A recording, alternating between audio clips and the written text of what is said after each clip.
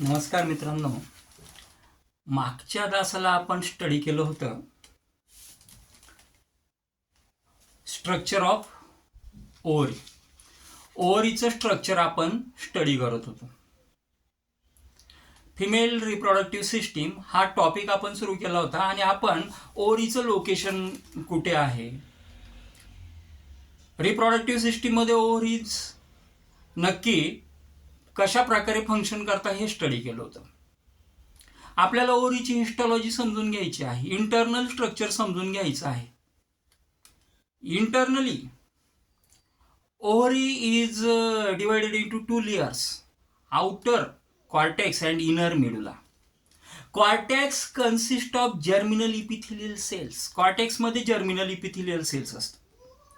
And medulla consists of nerve fibers, blood vessels, lymph vessels. या पद्धतीनं आपल्याला मेडुलामध्ये या प्रकारच्या फायबर्स आणि वेसल्स बघायला मिळतात.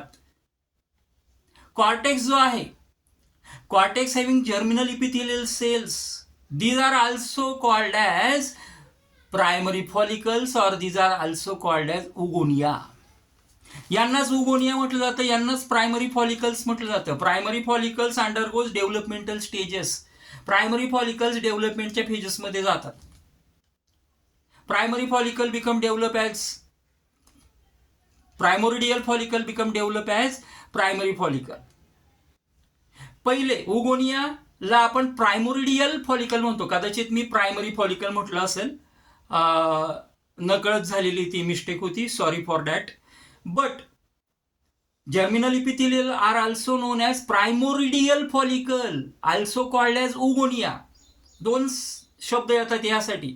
Primordial follicle become develop as primary follicle, then secondary follicle, tertiary follicle, and last one graphene follicle, also called as mature follicle.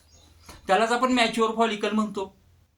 Inside the mature follicle, a completely developed egg cell is present.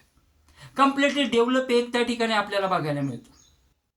Now this graphene follicle become ruptured and the single egg become released in the system during the ovulation. ओव्युलेशनच्या वेळेला हा जो ग्राफाईन follicle आहे, हा ग्राफाईन follicle ruptured होतो आणि ग्राफाईन follicle ruptured झाला की single egg हा सिस्टीम मध्ये रिलीज होतो. The remaining graafian follicle, empty graafian follicle, that become temporary, known as, त्याला टेम्पररी आपण कॉर्पस ल्युटियम असं म्हणतो.